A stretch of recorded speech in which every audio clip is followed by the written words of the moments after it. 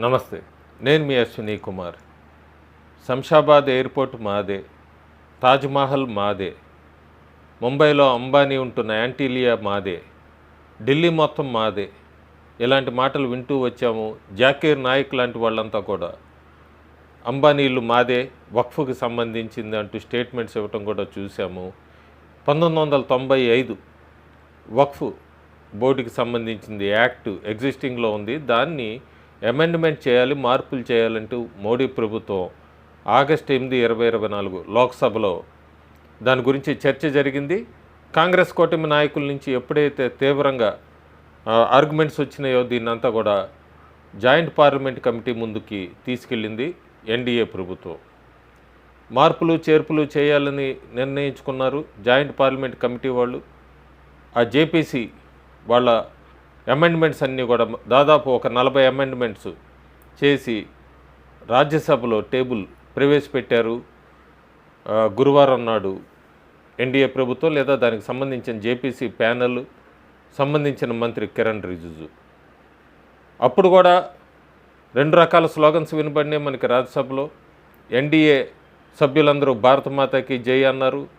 కాంగ్రెస్ కూటమి నాయకులు వాకౌట్ చేశారు. ఇప్పటిదాకా ఎయిర్పోర్ట్లు మాదే, తెలంగాణలో సంబంధించి మల్కాజ్గిరిలో 720 ఎకరాలు మావే ఇలా అంటూ వచ్చిన వక్ఫ్ బోర్డు సభ్యులు కానీ, లేదు వక్ఫ్ అమెండ్మెంట్ బిల్లుని తీవ్రంగా వ్యతిరేకించిన హైదరాబాద్ ఎంపీ ఓవైసీ, వీళ్ళందరూ ఎందుకు వ్యతిరేకిస్తున్నారు? ఇంతకు ముందంతా కూడా ఎక్కడైనా భూమి కనబడినా, లేదు ఏదైనా ఒక ప్రాపర్టీ వక్ఫ్ వాళ్ళు మాదే ఇది అంటే ఆ ఓనరు ట్రిబ్యునల్ కోర్టు, వక్ఫ్కి సంబంధించిన ట్రిబ్యునల్ కోర్టులో ఆ ప్రాపర్టీ వాళ్ళదని నిరూపించుకోవాలి. దాని చుట్టూ హైకోర్టులు, సుప్రీంకోర్టులు తిరగటానికి కూడా అవకాశం ఉండేది కాదు. అలాంటి వాటిని ముఖ్యంగా అమెండ్మెంట్ తీసుకొచ్చింది. కలెక్టర్లకి ఫుల్ పవర్ ఇచ్చింది కేంద్ర ప్రభుత్వం. కలెక్టర్లంతా, డిస్ట్రిక్ట్ మెజిస్ట్రేట్స్ వీళ్ళంతా కూడా ఆ ప్రాపర్టీ ఎంతవరకు వక్ఫ్ వాళ్ళకి సంబంధించిందా లేదా వీళ్ళు ఆక్రమించుకున్నారా, ఇలాంటివన్నీ కూడా నిర్ణయించే అధికారం కలెక్టర్లకు కూడా తీసుకొచ్చింది. అంతేకాకుండా వక్ఫ్ బోర్డుకి సంబంధించి దాదాపు 11 మంది సభ్యులుంటే అందులో 4 నాన్ ముస్లింలు పెట్టాలని అమెండ్మెంట్ తీసుకొచ్చింది. ఆ 4లో కూడా 2 మహిళలు ఖచ్చితంగా ఉండాలి అని చెప్పి ఒక అమెండ్మెంట్ని తీసుకొని వచ్చింది. తెలంగాణలో 77,000 ఎకరాల దాకా ఉంది కల్టివేషన్ ల్యాండ్. అందులో 75,000 పైన వక్ఫ్ వాళ్ళకి సంబంధించిందని వక్ఫ్ బోర్డు చేతి కిందే ఉంది.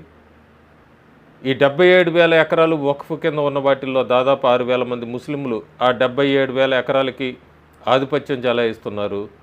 జహీరాబాద్లో రాత్రికి రాత్రే 2,800 ఎకరాలు వక్ఫ్ బోర్డు కిందకి డాక్యుమెంట్స్ మారిపోయినాయి. తమిళనాడులో ఒక విలేజ్ 1,500 సంవత్సరాల నుంచి ఉన్న ఒక గ్రామీణ ప్రాంతాన్ని, దేవాలయాలు ఉన్న ఒక విలేజ్ని వక్ఫ్లో చేర్చారు. కర్ణాటకలో కొన్ని గ్రామాలనే వక్ఫ్లో చేర్చుకుంటూ వెళ్ళారు.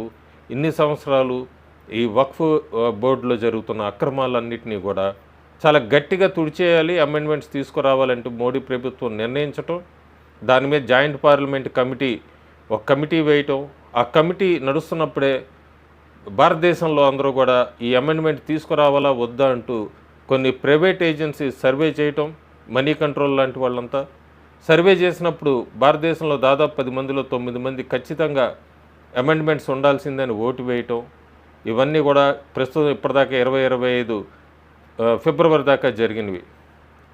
రాజ్యసభలో టేబుల్ చేశారు. లోక్సభలో ఈ అమెండ్మెంట్ బిల్లుని ప్రవేశపెట్టగానే లోక్సభ వాయిదా పడింది మార్చి 10వ తారీఖు దాకా. రాజ్యసభలో అయితే బిల్లు పాస్ అవుతుందంటున్నారు. లోక్సభలో చూడాలి.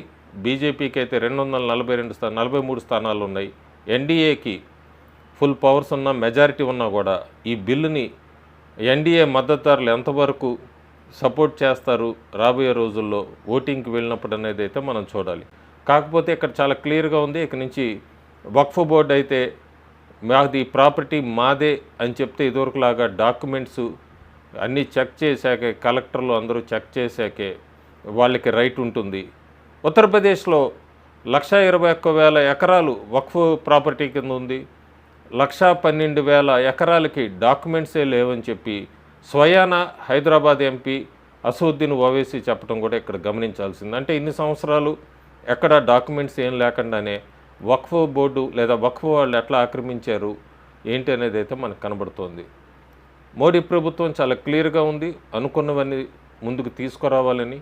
అందులో వన్ నేషన్ వన్ పోల్తో పాటు ఈ వక్ఫ్ అమెండ్మెంట్ బిల్ ఖచ్చితంగా తీసుకొస్తామని చెప్పారు ఎలక్షన్స్ ముందు.